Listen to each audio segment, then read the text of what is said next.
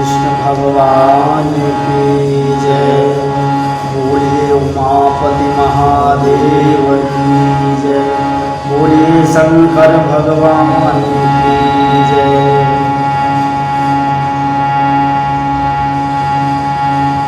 बेला है न पल्ले में खर्चीला है अजूबी भात ऐसा गिरमेला है मेरा शंभू अलबेला है। बोलिए अलबेला महाराज की जय। कृष्णं नारायणं वन्दे कृष्णं वन्दे जगत्प्रियं कृष्णं द्वैपायनं कृष्णं वन्दे कथासुखं। नारायणं नमस्कृत्यं नरं चैव नरोत्तमं देवीं सरस्वतीं व्यासं ततो जयमुदीरये।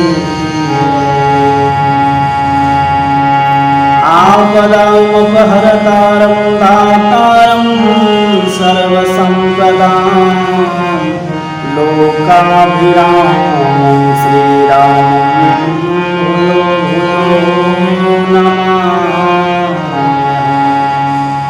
प्रेमी जनों, ये पुरुषोत्तम मास चल रहा है। इसमें भगवान श्री कृष्ण को प्रसन्न करने के लिए हम गीता का पाठ करते हैं। धर्म क्षेत्रे कुरुक्षेत्रे समवेतायुत्सवः मामका पाण्डवाश्चैव किम कुर्वत सञ्जय। दिष्टातु पाण्डवानेकम्। बोलिए राधे कृष्ण भगवान की जय। प्रेमी जनों, हिंदी में आपको गीता का पाठ कहता हूँ, ध्यान से सुनिए। धृतराष्ट्र बोले, हे संजय, धर्म भूमि कुरुक्षेत्र में इकट्ठे हुए युद्ध की इच्छा वाले मेरे और पांडव के पुत्रों ने क्या क्या किया। इस पर संजय बोले, उस समय राजा दुर्योधन ने चक्रव्यूह पांडवों की सेना देखकर द्रोणाचार्य के पास जाकर यह वचन कहा कि हे आचार्य, आपके बुद्धिमान शिष्ट द्रुपद पुत्र धृष्टद्युम्न द्वारा पूर्वाकार खड़ी हुई सेना को पांडपुत्रों की इस बड़ी भारी सेना को देखिए। सेना में बड़े बड़े धनुष वाले, युद्ध में भीम अर्जुन के समान बहुत से शूरवीर हैं, जैसे सात्विक और विराट तथा महारथी राजा द्रुपद और धृष्टकेतु, चेकितान, बलवान काशीराज, उर्जित, कुंतीभोज, मनुष्यों में श्रेष्ठ सैव्य और पराक्रमी युद्धमन्यु तथा बलवान उत्तमौजा, द्रुपदापुत्र, सुभद्रापुत्र अभिमन्यु, द्रौपदी के पांचों पुत्र, ये सभी महारथी हैं। ये महामर श्रेष्ठ हमारे पक्ष में भी जो प्रधान हैं उनको आप समझ लीजिए। आपके जानने के लिए मेरे सेना के जो सेनापति हैं उनको कहता हूँ, ध्यान से सुनिए। एक समय एक तो स्वयं आप पितामह भीष्म तथा कर्ण, संग्राम विजयी कृपाचार्य तथा वैसे ही अश्वत्थामा, विकर्ण, सौमदत्त का पुत्र भूरिश्रवा तथा और भी बहुत से शूरवीर अनेक प्रकार के शस्त्र अस्त्रों से युक्त मेरे लिए जीवन की आशा को त्यागने वाले, सब प्रकार के युद्ध में चतुर भीष्म पितामह द्वारा रक्षित हमारी यह सेना सब प्रकार से अजेय है। भीष्म द्वारा रक्षित इन लोगों की यह सेना जीतने में सुगम है, इसीलिए सब मोर्चों पर अपनी अपनी जगह स्थित रहते हुए आप लोग सबके निसंदेह भीष्म पितामह की ओर से रक्षा करें। बोलो जय श्री कृष्ण। श्री कृष्ण गोविंद हरे मुरारी, नाथ नारायण वासुदेवा। श्री कृष्ण गोविंद हरे मुरारी, नाथ नारायण वासुदेवा।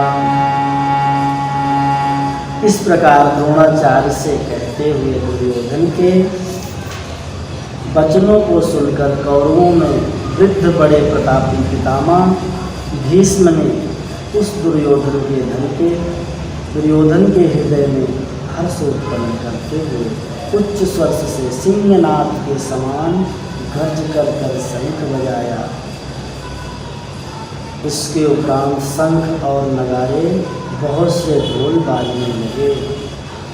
उसके अंतर सफ़ेद घोड़ों से युक्त उत्तम रथ में बैठे हुए श्री कृष्ण भगवान अर्जुन भी अलौकिक शंख बजाए।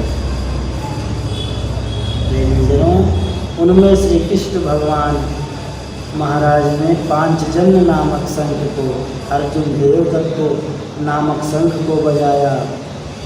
भयानक कर्म वाले भीमसेन ने पौड्रम नामक शंख को बजाया। महाशंख बजाया। कुंती पुत्र राजा युधिष्ठिर ने अनंत विजय नामक शंख और नकुल तथा सहदेव ने सुघोष और मणिपुष्पक नामक शंख को बजाए।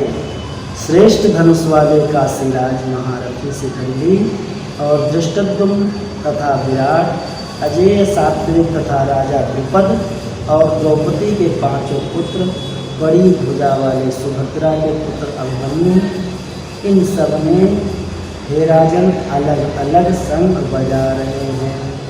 ऐसा संजय ने धृतराष्ट्र को बताया और कहा, और उस भयानक शब्द ने आकाश और पृथ्वी को शब्दायमान करते हुए धृतराष्ट्र पुत्रों के हृदय में विलीन कर दिए।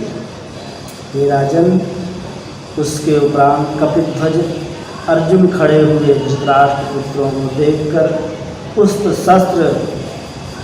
शस्त्र चलने की तैयारी समय धनुष उठाकर श्री कृष्ण महाराज ने यह वचन कहा कि मेरे रथ को दोनों सेनाओं के बीच खड़ा करिए। जब तक मैं स्थित हुए युद्ध की कामनाओं की इच्छा के प्रकार देख न लूँ, तब तक किन किन के साथ युद्ध करना है। दुर्बुद्धि दुर्योधन, युद्ध में कल्याण चाहने वाला जो आया हुआ है, कैसे जान पाऊंगा। उन युद्ध की करने वालों को मैं देखना चाहता हूँ। तब संजय बोले, हे धृतराष्ट्र, अर्जुन द्वारा इस प्रकार कहे गए वचन को श्री कृष्ण भगवान ने सेनाओं के बीच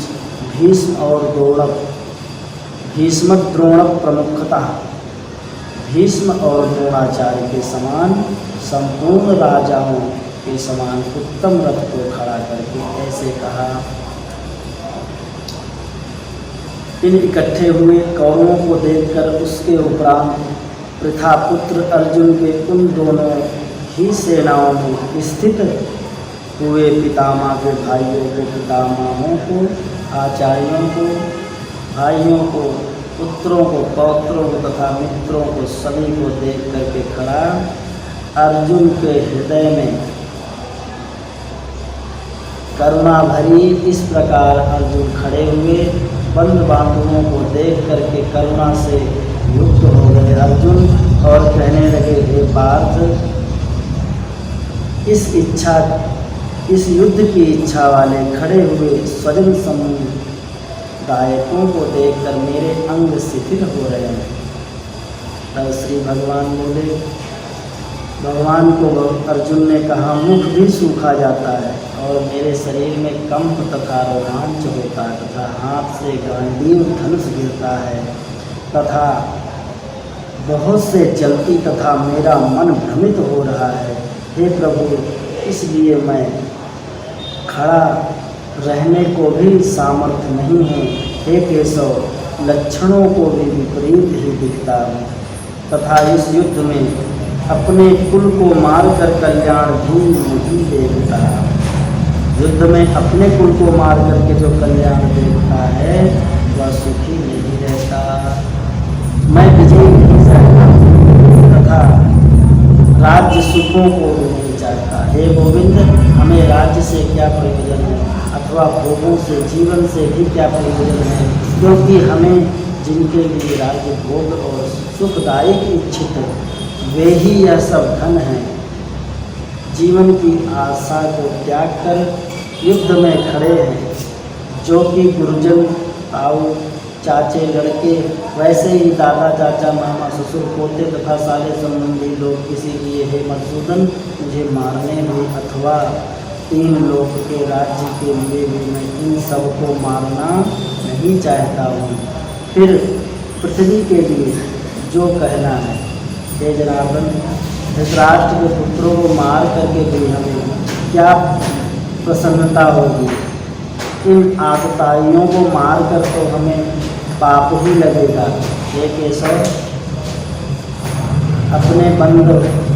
अपने बांधव धृतराष्ट्र के पुत्रों को मारने के लिए हम योग्य नहीं हैं, क्योंकि अपने कुटुंबों को मारकर हम कैसे सुखी होंगे। यद्यपि लोभ से भ्रष्ट चित्त हुए लोग कुल के नास्तिक दोषों को मित्रों के साथ विरोध करने में पाप को नहीं देखते, परंतु हे जनार्दन, कुल में नाश करने से होते हुए दोष को जानने वाले हम लोगों को इस पाप से हटने के लिए क्यों नहीं विचार करना चाहिए, क्योंकि कुल के नाश होने पर सनातन धर्म नष्ट हो जाते हैं। धर्म के नाश होने पर संपूर्ण कुल को पाप भी बहुत दबा लेता है तथा हे कृष्ण, पाप से अधिक बढ़ जाने से कुल की स्त्रियां दूषित हो जाती हैं और वार्ष्णेय स्त्रियों के दूषित होने पर वर्ण संकर उत्पन्न होता है और यह वर्ण संकर कुल घातियों को कुल को नरक में ले जाने के लिए होता है। लोक हुई पिंड जल की क्रिया वाले इनके पितर लोग भी गिर जाते हैं और इन वर्ण संकर कारक दोषों से कुल घातियों के सनातन कुल धर्म और जाति धर्म नष्ट हो जाते हैं तथा हे अर्जुन, हे जनार्दन, नष्ट हुए कुल धर्म वाले मनुष्य को अनंत काल तक नरक में वास होता है, ऐसा हमने सुना है। शोक है कि हम लोग बुद्धिमान होकर के भी महान पाप करने को तैयार हुए हैं। राज्य और सुख के लोभ से अपने कुल को मारना चाहते हैं, मारने के लिए उद्यत हुए हैं। यदि मुझे शस्त्र रहित सामना करने वाले लोग शस्त्रधारी धृतराष्ट्र के पुत्र रण में मारे तो यह मारना भी मेरे लिए अति कल्याण कारक होगा। संजय बोले, रणभूमि में शोक से उद्गित मन वाले अर्जुन इस प्रकार कहकर बाण सहित धनुष को त्याग कर रथ के पिछले भाग में बैठ गए। बोलो कृष्ण कन्हैया की जय। मित्रों, हमने गीता का पहला अध्याय आपके सामने समक्ष उपस्थित किया। इस पुरुषोत्तम मास महीना चल रहा है। इसमें हमारे जोशी जी के कहने पर मैंने इस गीता के पाठ को उठाया। लोक कल्याण, विश्व की शांति के लिए, मनुष्यों की भलाई के लिए, विश्व में शांति लाने के लिए, देवी देवताओं की शांति के लिए या महायज्ञ गीता का पाठ चल रहा है। हमारे बीच में हमारे जोशी जी के बहुत आग्रह करने पर गीता का अध्याय आपके सामने समक्ष किया। प्रेम से बोलो जय श्री कृष्ण। अच्छा लगे तो जरूर शेयर करें। बोलो जय श्री कृष्ण। आइए हम सभी मिल करके भगवान के नाम का संकीर्तन करते हैं। श्री कृष्ण गोविंद हरे मुरारी, नाथ नारायण वासुदेवा। श्री कृष्ण गोविंद हरे मुरारी, नाथ नारायण वासुदेवा।